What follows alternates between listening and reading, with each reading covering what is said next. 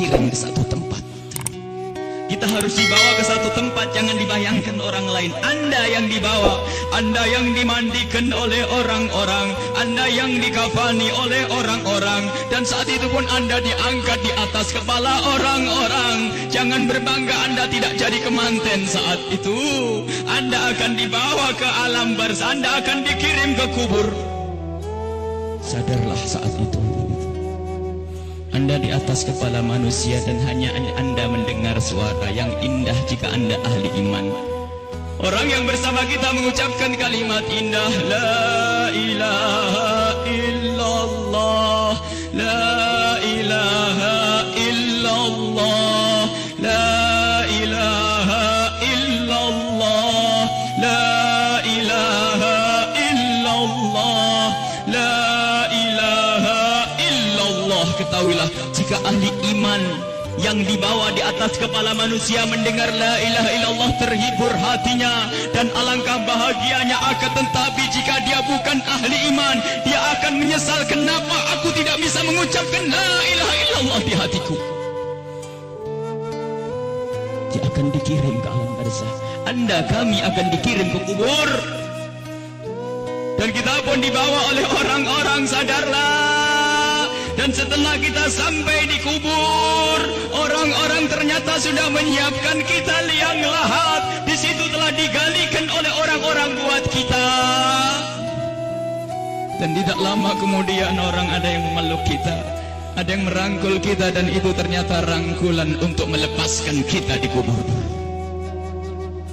Kita akan dibawa, dimasukkan ke kubur dengan pelan.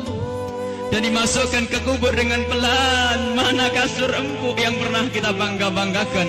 Mana mobil mewah yang kita bangga-banggakan? Mana rumah megah yang kita bangga-banggakan itu?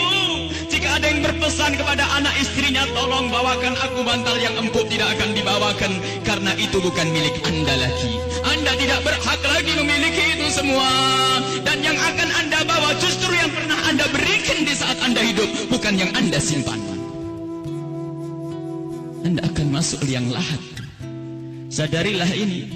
Anda akan masuk liang lahat. Dan wajah yang di saat Anda dicaci orang marah, di saat Anda diejek orang marah karena Anda merasa dihinakan, ketahuilah wajah yang Anda sombongkan saat itu ternyata harus ditarik kainnya dan ditempelkan ke bumi. Tanah asal kita ditempelkan kita ke bumi. Dan setelah itu pelan ada orang yang menabur di atas kepala kita dengan debu, 1 kali, 2 kali, 3 kali. Dan setelah kita 3 kali bukan taburan, tapi akan ditumpahkan air tanah di atas kepala kita. Ditumpahkan tanah dan ditumpahkan tanah, sehingga yang kita ketemukan adalah gelap gulita di alam kubur. Seperti yang disabdakan oleh Nabi Muhammad, sungguh saat itu orang di dalam kubur bisa mendengar terompah kaki orang yang berjalan di atas kepalanya. Dan saat itu pun Anda, kami mendengar orang-orang berjalan. Anda dan kami mendengar orang yang melangkah semakin lama semakin jauh. Dan ternyata hanya tinggal beberapa orang, itu anak-anak kita, itu istri kita, itu suami kita. Dan mereka pun ternyata tidak mau bertahan lebih dari setengah jam. Setelah itu pun mereka melangkahkan kaki dan suara kaki itu semakin jauh. Dan ketahuilah saat inilah kita memetik amal perbuatan kita di dunia. Saat inilah kita akan merasakan apa yang pernah kita tanam waktu kita hidup di dunia. Anda ahli salat, Anda ahli ibadah, ketahuilah sebelum kedatangan malaikat mungkar nakir, ternyata Anda banyak yang menziarahi Anda, banyak yang datang. Ada yang mengucapkan salam, Assalamualaikum. Anda menjawab, Waalaikumsalam, siapa engkau? Suara itu menjawab, aku adalah solat malammu dulu. Ada lagi yang datang mengucapkan salam, Assalamualaikum. Lalu Anda menjawab, Waalaikumsalam, siapa engkau? Aku adalah sedekahmu dulu. Assalamualaikum. Lalu Anda menjawab, Waalaikumsalam, siapa engkau? Dia menjawab bahasanya, aku adalah kemaksiatan yang pernah engkau tinggal. Aku adalah baktimu kepada orang tuamu. Aku, amal-amal soleh ternyata pada berdatangan. Amal-amal soleh berdatangan menemani Anda. bersama Anda saat itu. Dan ketahuilah, Anda tidak akan gentar dan tidak akan takut di saat berhadapan dengan makhluk Allah yang bernama malaikat Munkar dan Nakir. Anda tidak takut lagi saat itu karena Anda ditemani amal-amal baik.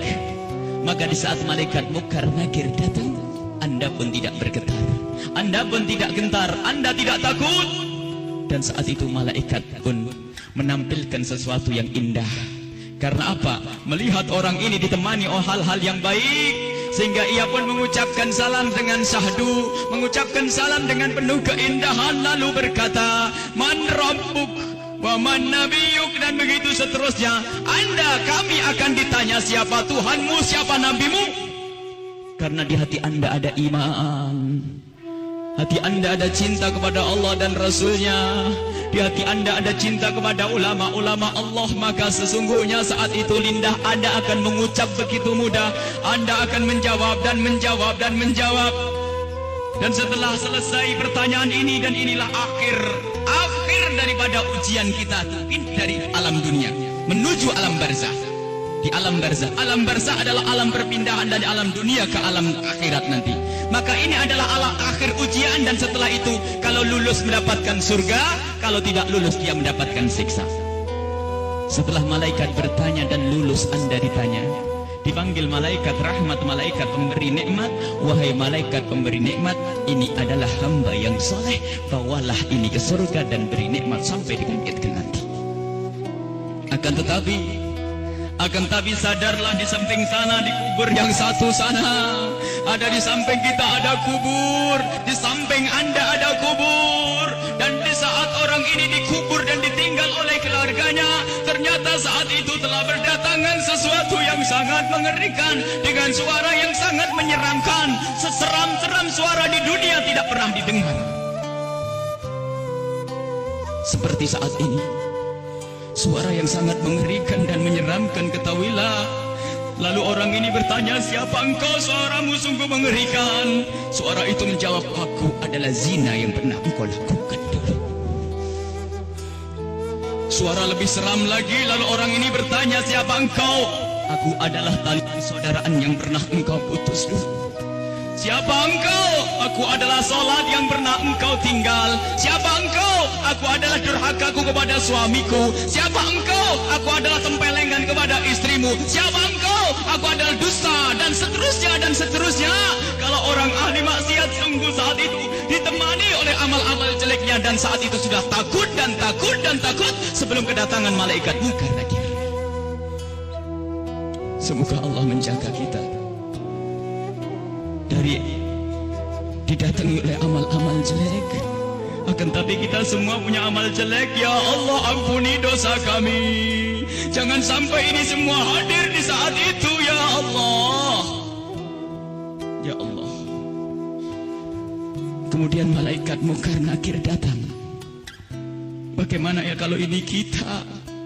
Malaikat Munkar Nakir datang dan bertanya. Rupanya orang yang sudah ketakutan ini melihat malaikat semakin takut, sehingga ditanya tidak bisa berucap sepatah kata pun, tidak bisa mengucapkan apa-apa. Dan saat itu malaikat memukul, menyiksanya. Dan ketahuilah, pukulan malaikat ini seperti yang disebutkan dalam satu hadis, jika dipukulkan ke dunia, maka dunia ini akan hancur dan isinya.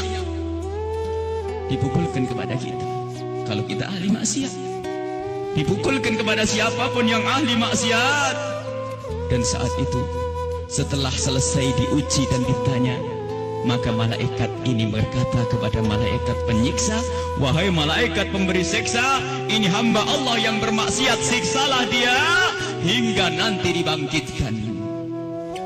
Ini yang harus senantiasa kita hadirkan. Kenapa Rasulullah pernah memerintahkan, aktsiru min dzikri hadzimil ladzat, sering banyaklah menyebut kematian, agar kita sadar bahwasanya kita juga akan mati, lalu mempersiapkan kematian ini.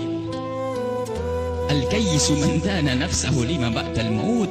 Orang cerdas itu yang mempersiapkan untuk kehidupan setelah mati.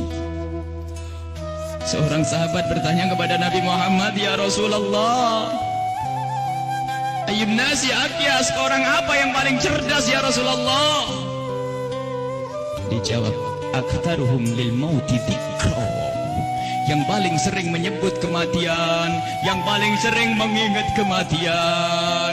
Wa ahsanuhum lima ba'dahu istidada, yang paling banyak untuk mempersiapkan setelah kematian itu adalah orang-orang cerdas. Dan ketahuilah, siapapun yang selalu ingat kematian itu akan semakin indah tingkah lakunya.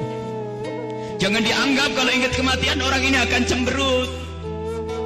Jangan dianggap kalau orang kematian dia akan selalu muram. Tidak. Orang yang selalu keingat kematian akan semakin indah di dalam berinteraksi dengan sesama. Dia tahu bahasanya senyum kepada istri itu pahala, maka dia akan sering senyum. Dia tahu bahasanya menghargai suami adalah pahala, maka dia akan menghargai suami. Dia ngerti bahasanya tegur sapa, sopan santun, saling kasih dan cinta kepada tetangga itu menghadirkan pahala, maka dia akan bersopan santun dan bersaling kasih. Maka orang yang sering mengingat kematian itu akan menjadikan dia semakin baik di dalam kehidupan ini. Kalau ternyata ada orang mulutnya tajam, tangannya suka mukul orang, yakinlah bahwa dia lupa bahasanya dia akan mati, atau ingat mati tapi tidak sadar bahasanya itu semua akan dituntut setelah kematian. Maka mari kita mengingat kematian agar hidup kita semakin indah di dunia ini. Semua yang kita lakukan di dunia ini akan kita petik buahnya di akhirat. Udhkuru aktiru min dzikri hadimil ladzat. Hadis yang diriwayatkan oleh Imam Tirmidzi dan Ibnu Hibban. Bahasanya, perbanyaklah engkau menyebut kematian. Bahkan banyak sekali Rasulullah memerintahkan satu amalan tujuannya agar mengingat kematian, termasuk ziarah kubur. Fa innaha tudzakirukumul maut, karena ziarah kubur itu mengingatkan orang-orang yang mengingatkan kita kepada kematian. Menyebut orang yang telah mendahului kita dalam iman, mengingatkan kita kepada kematian. Membaca manaqibnya orang-orang saleh itu juga mengantarkan kita agar ingat kematian. Bisakah kita menyusul kepada Imam Syekh Abdul Qadir Al-Jailani? Bisakah kita bisa menyusul Syekh Imam Al-Haddad? Bisakah kita menyusul Sayyidina Al-Baqi Al-Muqaddam dan seterusnya? Ingatlah kematian. Bahkan sampai di saat hendak tidur Rasulullah selalu mengingatkan, hendak tidur ingatlah mati, hendak tidur ingatlah mati. Sehingga disunnahkan kalau orang hendak tidur menghadap ke kiblat sebisa mungkin, lalu meletakkan pipinya di atas telapak kanannya sebisa mungkin. Kalau tidak dibalik, yang penting menghadap kiblat. Dan saat itu jangan lupa untuk membaca zikir. Membaca subhanallah seperti yang diajarkan oleh Rasulullah kepada Sayyidat Fatimah Az-Zahra, membaca subhanallah 33 kali, alhamdulillah 33 kali, Allahu Akbar 33 kali, dan membaca doa-doa yang lainnya hingga mata ini tertutup, tertidur dalam keadaan berzikir. Ketahuilah orang yang tertidur dalam keadaan berzikir, jika ia dibangunkan kembali oleh Allah sepanjang ia tidur, ia mendapatkan nilai pahala. Dan di saat tidak dibangunkan kembali, jika tidak dibangunkan kembali oleh Allah, maka ketahuilah saat itu dia mati dengan husnul khatimah. Husnul khatimah, mati dalam keadaan iman. Maka dari itu, ayo kalau hendak tidur persiapkan untuk mati, karena kita tidak tahu bisa bangun kembali atau tidak kita di saat kita tidur. Apakah bakal dibangunkan lagi oleh Allah atau tidak? Sungguh orang tidur seperti orang mati. Digunjing orang tidak tahu, barangnya diambil tidak tahu, dan seterusnya. Dia adalah seperti kematian. Maka dari itu kalau hendak tidur persiapkan untuk mati. Jangan sampai kita lelap dalam tidur di saat kita lagi asik mendengar satu lagu, katanya lagu pengantar tidur. Apakah tidak takut jika anak kita lagi mendengar satu lagu pengantar tidur, tak taunya anak kita tidak bangun lagi? Kita tidak tahu ternyata yang didengar adalah hal yang semacam itu. Mau kemana dia nanti? Mau tidur bermaksiat, mau tidur ngunjing orang, mau tidur memutus tali persaudaraan. Apakah dia yakin bahasanya besok pagi akan bangun?